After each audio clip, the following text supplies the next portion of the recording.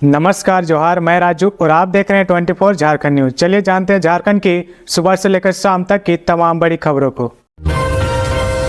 बुधवार को होगी पहले चरण में 43 सीटों की वोटिंग। झारखंड के 43 विधानसभा क्षेत्रों में होने वाले पहले चरण के चुनाव के लिए प्रचार सोमवार शाम थम गया। इस चरण में 13 नवंबर को सुबह 7 बजे से वोट डाले जाएंगे। दूरी और सुरक्षा की दृष्टि से चयनित ग्रामीण क्षेत्रों के 939 बूथों पर शाम 4 बजे तक वोट डाले जाएंगे।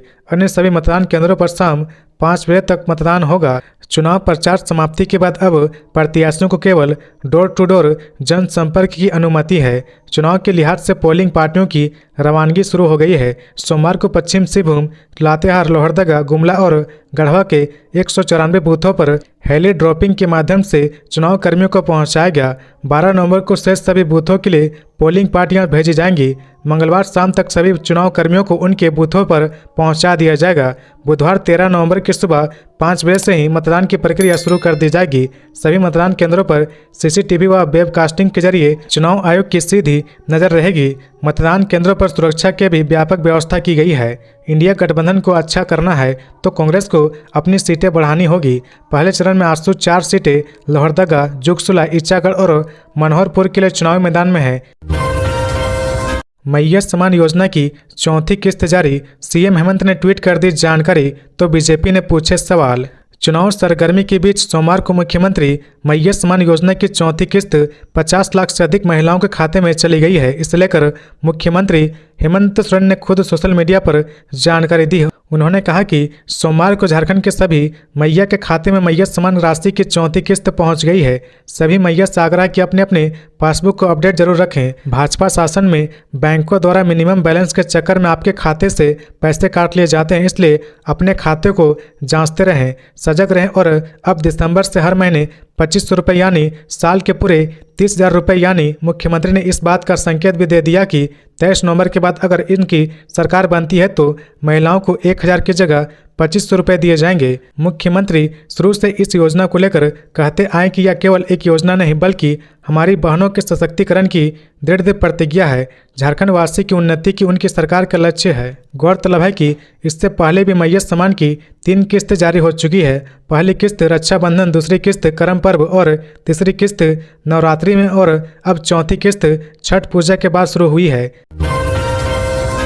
वोटिंग के एक दिन पहले ईडी की बड़ी कार्रवाई। झारखंड बंगाल के 17 जगहों पर छापेमारी। अवैध बांग्लादेशी घुसपैठ मामले में प्रवर्तन निदेशालय ईडी की ओर से विधानसभा चुनाव के एक दिन पहले बड़ा एक्शन लिया गया। इसे लेकर झारखंड और पश्चिम बंगाल में करीब 17 जगहों पर ईडी की टीम छापेमारी कर रही है। मामला बांग्लादेशी नागरिकों की कथित अवैध घुसपैठ से जुड़े मनी लॉन्ड्रिंग का बताया जा रहा। मीडिया रिपोर्ट्स के मुताबिक 16 सितंबर को ईडी ने झारखंड में बांग्लादेशी महिलाओं की तस्करी और संदिग्ध घुसपैठ के मामले की जांच के लिए मनी लॉन्ड्रिंग का केस दर्ज किया था। इससे कथित तौर पर काले धन की सप्लाई हुई थी। इसी मामले की जांच के लिए ईडी की टीम रांची के बरियातू स्थित होटल स्काईलाइन, आसवी डायग्नोसिस समेत 6 ठिकानों पर छापेमारी कर रही है। इसके साथ ही पश्चिम बंगाल के पाकुड़, 24 परगना और कोलकाता सहित कई इलाकों में भी ईडी की टीम छापेमारी कर रही है। बता दें कि झारखंड में बुधवार यानी 13 नवंबर को पहले चरण का मतदान होना है। यह बुधवार को 43 निर्वाचन क्षेत्रों के लिए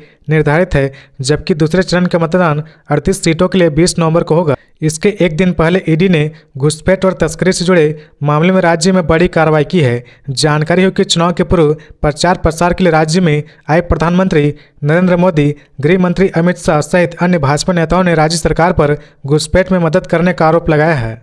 खबरों में आगे बढ़ने से पहले अगर अभी तक आपने इस चैनल को सब्सक्राइब नहीं किया तो प्लीज सब्सक्राइब कर ले, जिससे झारखंड की हर छोटी सी बड़ी खबर की अपडेट आप तक पहुंचता रहे। महेंद्र सिंह धोनी को हाईकोर्ट से नोटिस। भारतीय क्रिकेट टीम के पूर्व कप्तान महेंद्र सिंह धोनी को हाईकोर्ट से नोटिस जारी किया गया है। अदालत ने उन्हें नोटिस जारी कर पक्ष रखने का निर्देश दिया। दरअसल Arka sports private limited and management limited के मिहिर दिवाकर और सोमिया दास के खिलाफ महेंद्र सिंह धोनी ने कंप्लेन केस किया था। इसके खिलाफ मिहिर दिवाकर ने हाईकोर्ट में याचिका दाखिल की है, जिस पर हाईकोर्ट के न्यायाधीश जस्टिस संजय कुमार द्विवेदी के कोर्ट में सुनवाई हुई। इस दौरान अदालत ने महेंद्र सिंह धोनी के खिलाफ नोटिस जारी किया है। यह मामला 15 करोड़ रुपए के फर्जीवाड़े से जुड़ा है। मिहिर दिवाकर धोनी के करीबी दोस्त और बिजनेस पार्टनर भी रह चुके हैं। मिहिर दिवाकर की ओर से अधिवक्ता अविनाश शेखर ने बहस की। कांग्रेस ने जारी किया घोषणा पत्र, 10 लाख युवाओं को नौकरी देने समेत कई वादे किए। कांग्रेस ने मंगलवार को विधानसभा चुनाव के लिए पार्टी का घोषणा पत्र जारी किया है। पार्टी ने 7 वादे पक्के इरादे के नाम से यह पत्र जारी किया है। इसमें कांग्रेस ने कई वादे किए हैं। पहला, 1932 के खतियान पर आधारित स्थानीयता नीति लाने, सरना आदिवासी धर्म कोड को लागू करवाने के साथ साथ क्षेत्रीय भाषा संस्कृति के संरक्षण को संकल्पित। दूसरा, दिसंबर 2024 से मैया समान योजना के अंतर्गत 2500 रुपये की समान राशि दी जाएगी। तीसरा, ST 28%, SC 12%, OBC को 27% एवं अल्पसंख्यक के हितों का संरक्षण करने हेतु संकल्पित। साथ ही पिछड़ा वर्ग कल्याण मंत्रालय के गठन हेतु संकल्पित। चौथा, राशन वितरण 7 किलोग्राम प्रति व्यक्ति किया जाएगा। साथ ही गैस सिलेंडर राज्य के हर गरीब परिवार को 450 रुपये में दिया जाएगा। पांचवां, झारखंड के 10 लाख युवक युवतियों को नौकरी एवं रोजगार उपलब्ध कराया जाएगा। 15 लाख रुपया तक पारिवारिक स्वास्थ्य बीमा दिया जाएगा। छठा, राज्य के सभी प्रखंडों में डिग्री कॉलेज तथा जिला मुख्यालय में इंजीनियरिंग, मेडिकल कॉलेज और यूनिवर्सिटी की स्थापना की जाएगी। साथ ही रोजगार के अवसर उपलब्ध कराने हेतु औद्योगिक प्रोत्साहन नीति लाते हुए राज्य के सभी जिला मुख्यालय में 500 एकड़ का औद्योगिक पार्क बनाया जाएगा। सातवां, धान के MSP को 2400 रुपये से बढ़ाकर 3200 रुपये करने के साथ साथ हर साल बीज आदि के समर्थन मूल्य में 50% तक की वृद्धि की जाएगी। इमली, महुआ, बिरौंजी साल बीज आदि के समर्थन मूल्य में 50% तक की वृद्धि की जाएगी। सरायकेला के रांगा मटिया में स्कूली बच्चों से भरी वैन दुर्घटनाग्रस्त, हादसे में 15 घायल। झारखंड के सरायकेला जिले से एक बड़ी खबर सामने आ रही है। यहां मंगलवार की सुबह सड़क दुर्घटना में बच्चों से भरी वैन खेत में पलट गई। घटना सरायकेला थाना क्षेत्र के गम्हरिया प्रखंड की है, जिसमें स्कूल जा रहे लगभग 15 बच्चे घायल हो गए। बताया जा रहा है कि गम्हरिया प्रखंड के चमारू पंचायत के रांगा मटिया गाँव के पास एक स्कूल वैन अनियंत्रित होकर पलट गई। इससे वैन में सवार 15 बच्चे घायल हो गए। सभी बच्चों को प्राथमिक उपचार के बाद बेहतर इलाज के लिए आदित्यपुर रेफर कर दिया गया। बता दें कि हादसे के समय वैन में करीब 35 बच्चे सवार थे। सभी बच्चे रांगा मटिया में संचालित लिटिल गार्डन स्कूल जा रहे थे। तभी गांव के बाहर घुमावदार मार्ग पर वैन अनियंत्रित होकर सड़क से करीब 10 फीट नीचे खेत में जा गिरी, जिससे वैन दुर्घटनाग्रस्त हो गई। वहीं वैन के पलटने से 15 बच्चे को गंभीर चोटें आई है, जबकि वैन में सवार अन्य बच्चे मामूली रूप से चोटिल हुए हैं। घटना में हल्की फुल्की चोट वाले बच्चों को प्राथमिक उपचार के बाद घर भेज दिया गया, जबकि गंभीर रूप से घायल को बेहतर इलाज के लिए आदित्यपुर भेज दिया गया। मतदान के दिन ट्रैफिक में बदलाव, इन रास्तों पर वाहनों का प्रवेश रहेगा बंद। झारखंड की 43 सीटों पर पहले चरण का मतदान बुधवार को होना है। इसके लिए प्रशासन की ओर से सभी तैयारियां कर ली गई है। वहीं बुधवार को पांड्रा स्ट्रांग रूम की ओर से सभी प्रकार के वाहनों का प्रवेश बंद कर दिया जाएगा। पिस्का मोड़ व तिलता चौक की ओर से आने वाले वाहनों का प्रवेश पांड्रा की ओर शाम 4 बजे के बाद बंद कर दिया जाएगा। वाहनों का प्रवेश अगले दिन सुबह 3 बजे तक बंद रहेगा। 13 नवंबर को सुबह 8 बजे से अगले दिन सुबह 3 बजे तक बड़े वाहनों का प्रवेश शहर में पूरी तरह से वर्जित रहेगा। पिस्का मोड़ से काठी टाण रातू जाने वाले वाहन पिस्का मोड़ से कठल मोड़ होते हुए न्यू मार्केट चौक, कांके रोड, रिंग रोड होते हुए अपने गंतव्य तक जा सकेंगे। तिलता चौक रातू से पिस्का मोड़ आने वाले वाहन भी रिंग रोड से बाएं व दाएं मुड़कर अपने गंतव्य तक जा सकेंगे। 13 नवंबर को शाम 6 बजे से रात 2 बजे तक आपातकालीन सेवा वाले वाहन तथा एम्बुलेंस तिलता चौक से पिस्का मोड़ की ओर प्रवेश न कर रिंग रोड के बाएं व दाहिने मुड़कर अपने गंतव्य तक जा सकेंगे। इसके अलावा आवश्यकता अनुसार अन्य मार्गों को थोड़ी देर के लिए बंद या डाइवर्ट किया जा सकता है। विधानसभा चुनाव को लेकर सिक्योरिटी टाइट, उड़ीसा बॉर्डर पर स्थापित किए गए 29 चेक पोस्ट। झारखंड विधानसभा चुनाव के पहले चरण का मतदान 13 नवंबर यानी बुधवार को होने वाला है। इसे लेकर प्रशासन और चुनाव आयोग ने लगभग सभी तैयारियां पूरी कर ली है। वोटिंग के दौरान बूथों पर सैन्य कर्मी से लेकर स्वास्थ्य कर्मी तक की तैनाती होगी, ताकि मतदान पूरी तरह से निष्पक्ष रूप से हो सके। इसे लेकर उड़ीसा के ADG law and order Sanjay Kumar ने भी जानकारी साझा की है। संजय कुमार ने बताया कि हमारे पड़ोसी राज्य झारखंड में 13 नवंबर और 20 नवंबर को विधानसभा चुनाव होने वाले हैं। राज्य के 4 जिलों की सीमा झारखंड से लगती है, इसलिए सुरक्षा के दृष्टिकोण से चेक पोस्ट बनाए गए हैं। इस दौरान उड़ीसा बॉर्डर पर करीब 29 चेक पोस्ट स्थापित किए गए हैं। उन्होंने कहा कि हमने सभी संवेदनशील इलाकों में अपनी गश्त बढ़ा दी है। बता दें कि झारखंड में बुधवार को 43 विधानसभा सीटों के लिए कुल 683 प्रत्याशी चुनावी मैदान में हैं। इसके लिए लगभग 15,344 मतदान केंद्र बनाए गए हैं, जिनमें 2,628 शहरी और 12,716 ग्रामीण मतदान केंद्र है। पहले चरण में करीब 1,36,85,509 वोटर अपने मताधिकार का उपयोग करेंगे। रांची के 5 विधानसभा क्षेत्रों में मतदान कराने 8,340 पोलिंग पार्टी रवाना। झारखंड में विधानसभा चुनाव का पहला चरण बुधवार 13 नवंबर को है। पहले चरण में 43 विधानसभा क्षेत्रों में वोटिंग होगी। वहीं रांची के पहले चरण में 5 विधानसभा क्षेत्रों में मतदान होना है। इसके लिए मोहराबादी के फुटबॉल स्टेडियम अवस्थित डिस्पैच सेंटर से मंगलवार को पोलिंग पार्टी रवाना हुई। सभी को पारंपरिक तरीके से लोटा पानी कर उनकी बूथों की ओर रवाना किया गया। पहले चरण में तमाड़, रांची, हटिया, कांकी और मांडर विधानसभा क्षेत्र में मतदान होना है। पहले चरण में रांची के 5 विधानसभा क्षेत्रों के 2,085 बूथों पर मतदान होना है। इन बूथों पर 8,340 मतदान कर्मियों की तैनाती होगी। इसमें तमाड़ में 1,212, रांची में 1,496, हटिया में 1,984, कांके में 1,928 और मांडर में 1,720 मतदान कर्मी होंगे। देवघर के रंगा सिरसा मैदान में बुधवार को चुनावी सभा को संबोधित करेंगे पीएम मोदी। अधिकारियों ने लिया जायजा। झारखंड विधानसभा चुनाव को लेकर सभी राजनीतिक पार्टियां जोर शोर से प्रचार में जुटी है। देवघर जिले की सभी विधानसभा सीटों पर 20 नवंबर को मतदान होना है। इसे लेकर देवघर और मधुपुर के बॉर्डर स्थित रंगा सिरसा मैदान में 13 नवंबर को प्रधानमंत्री नरेंद्र मोदी की जनसभा होगी। प्रधानमंत्री नरेंद्र मोदी 13 नवंबर को वायुसेना के विशेष हेलीकॉप्टर से देवघर के मधुपुर पहुंचेंगे। प्रधानमंत्री के कार्यक्रम को लेकर जिले के उपायुक्त और पुलिस अधीक्षक लगातार कार्यक्रम स्थल का निरीक्षण कर रहे। साथ ही प्रशासन की ओर से सुरक्षा के पुख्ता इंतजाम किए गए हैं। देवघर में पीएम मोदी के प्रस्तावित कार्यक्रम को लेकर सोमवार को वायुसेना के हेलीकॉप्टर को लैंड कराया गया। साथ ही सुरक्षा व्यवस्था की तैयारी पर रखने के लिए मॉक ड्रिल की गई। इस दौरान कई पुलिस पदाधिकारी और जवान मौजूद थे। देवघर में प्रधानमंत्री मोदी के कार्यक्रम को लेकर सारथ विधानसभा के बीजेपी प्रत्याशी सह राज्य के पूर्व मंत्री रणधीर सिंह ने कहा कि इस बार पीएम मोदी का कार्यक्रम देवघर के ग्रामीण क्षेत्रों में आयोजित किया जा रहा है। उन्होंने कहा कि उनके द्वारा ही यह सुझाव दिया गया था कि ग्रामीण क्षेत्र में प्रधानमंत्री मोदी के कार्यक्रम आयोजित कराया जाए, क्योंकि ज़्यादातर गाँव के लोग प्रधानमंत्री मोदी को देखना और सुनना चाहते हैं। पहले चरण में इन हॉट सीटों पर सभी की नजरें चंपई सोरेन समेत इन दिग्गजों की साख दांव पर। झारखंड विधानसभा चुनाव के पहले चरण के लिए बुधवार 13 नवंबर को वोट डाले जाएंगे। पहले चरण में 43 सीटों पर चुनाव के लिए चुनाव आयोग के साथ साथ प्रशासन ने भी पूरी तैयारी कर ली है। इस चरण में सुरक्षा एवं अन्य दृष्टि से कुल 950 बूथों पर वोटिंग सुबह 7 बजे से अपहरण 4 बजे तक होगा। वहीं शेष 14,394 बूथों पर मतदान शाम 5 बजे तक वोट डाले जाएंगे।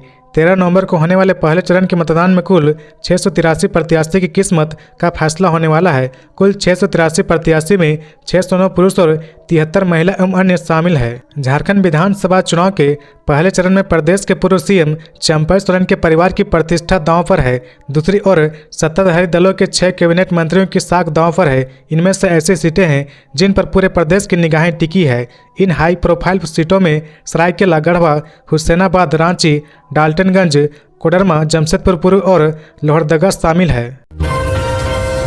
पहले चरण के चुनाव को देखते हुए बुधवार को हाईकोर्ट में अवकाश की घोषणा। झारखंड में पहले चरण का चुनाव 13 नवंबर बुधवार को होना है। इसके लिए झारखंड हाईकोर्ट ने अवकाश की घोषणा की है। हटिया, रांची और कांके विधानसभा क्षेत्र में बुधवार को चुनाव होना है। इसी को देखते हुए हाईकोर्ट ने यह फैसला लिया है। इस संबंध में रजिस्ट्रार जनरल के हस्ताक्षर से अधिसूचना जारी कर दी गई है। साथ ही कहा गया कि इसके बदले 7 दिसंबर को हाईकोर्ट खुला रहेगा। उस दिन हाईकोर्ट में कार्य दिवस रहेगा। बता दें कि पहले सिर्फ 20 नवंबर को दूसरे चरण के चुनाव को देखते हुए अवकाश की घोषणा की गई थी, लेकिन अब अधिसूचना जारी कर यह सूचना दी गई कि 13 नवंबर को भी अवकाश रहेगा। छठ पूजा में ससुराल घूमने आए व्यक्ति की डैम में डूबने से मौत।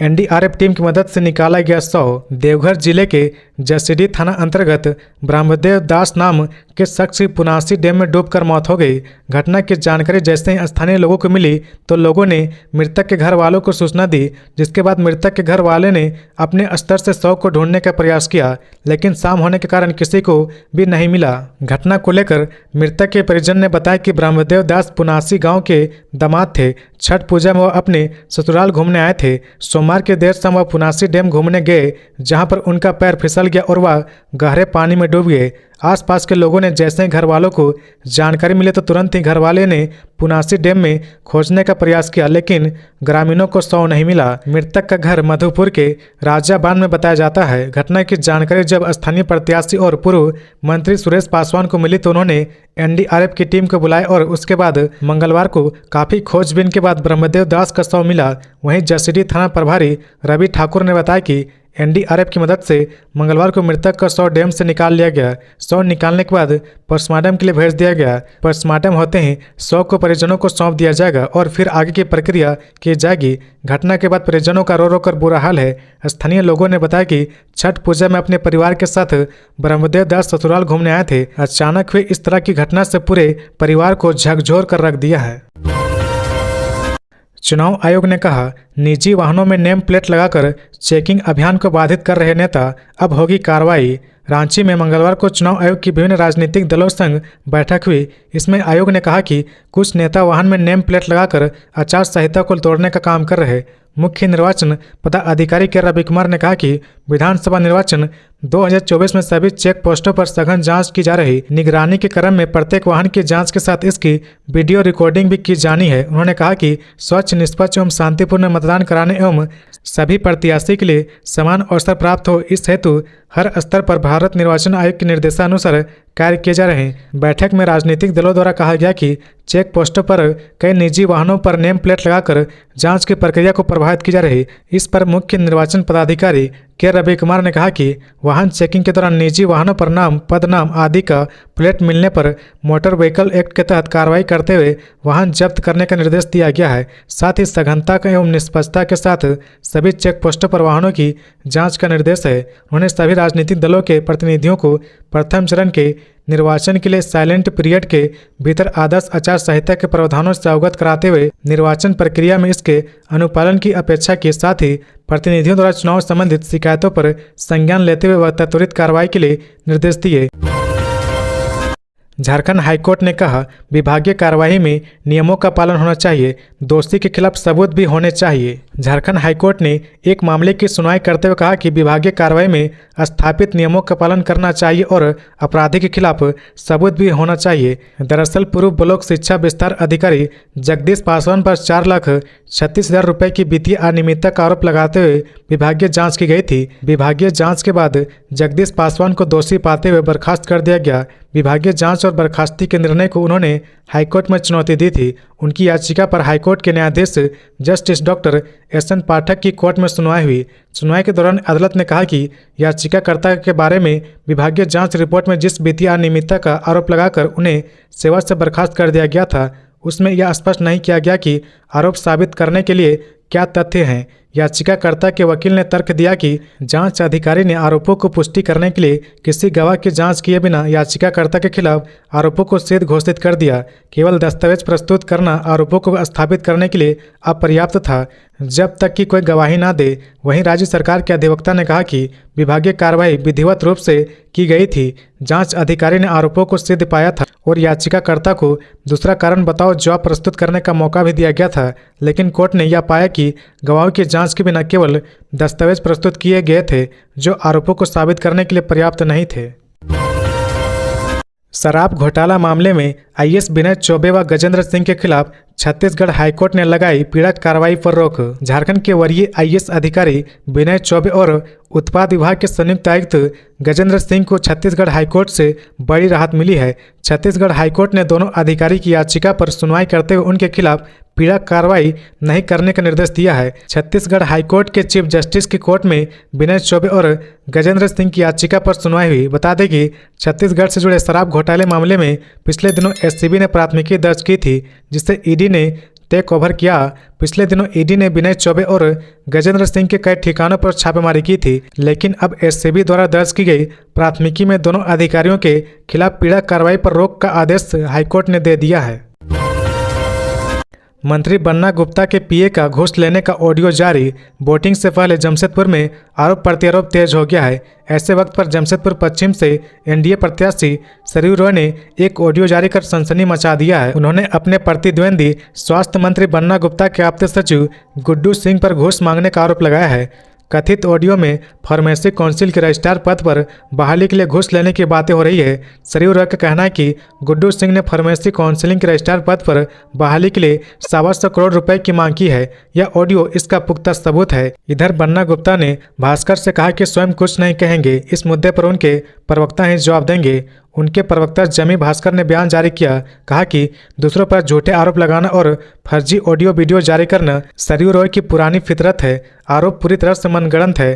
दरअसल सोमवार शाम सरयू रॉय ने एक ऑडियो जारी किया। इस कॉल रिकॉर्डिंग में स्वास्थ्य मंत्री बन्ना गुप्ता के कार्यालय से जुड़े कथित एक एजेंट और एक आवेदक के बीच बातचीत हो रही है।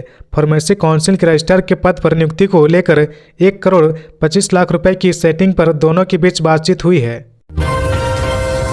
मैय्या सम्मान की चौथी किस्त महिलाओं के खाते में पहुंची। चुनाव आयोग पर तंज कसते हुए सीएम ने गिनवाई अपनी उपलब्धियां।